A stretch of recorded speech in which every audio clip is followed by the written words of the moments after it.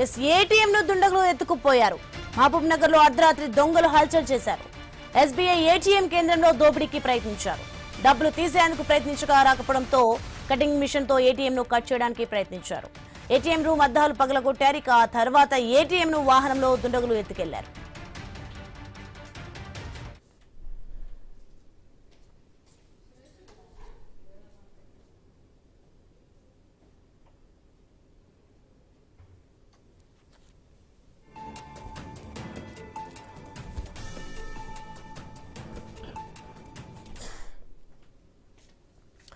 Breaking అంతోంది మనకి. ATM ను దుండగులు ఎత్తుకుపోయారు. ఇక మహబూబ్ నగర్ లో అర్ధరాత్రి దొంగలు హల్చల్ చేశారు.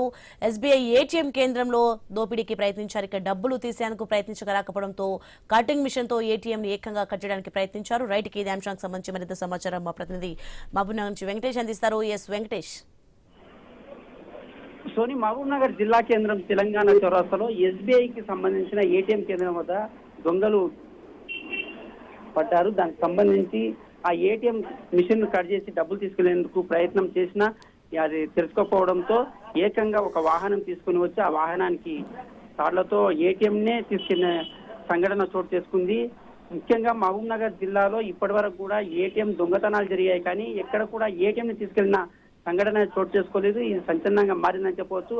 ఆ దొంగతనం చేసిన ఏటీఎం కూడా వాహనంలో బోయపల్లి గ్రామాల శివార్లోకి తీసుకెళ్లి అక్కడనే పగలగొట్టి ఆ డబ్బులు కూడా ఎత్తుకెళ్లారు. ఆ సామాన్, మిషన్ సామాన్ కూడా అక్కడనే పడేసి వెళ్లారు.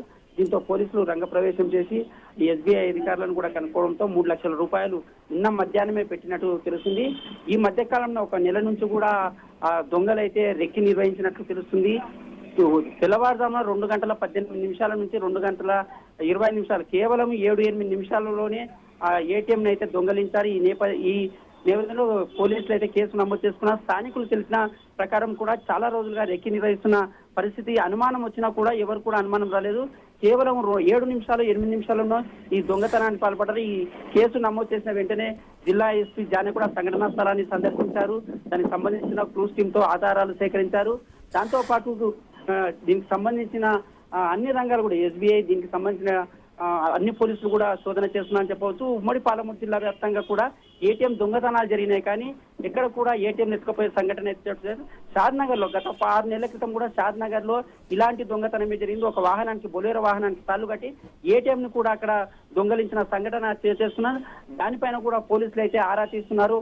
అక్కడ జరిగిన ముఠానే ఇది కూడా ప్రయత్నాలు చేసిందని కూడా దానిపైన పరిశోధన అయితే విచారణ చేపట్టారని చెప్పవచ్చు. Soni, right, thanks for information Venkatesh.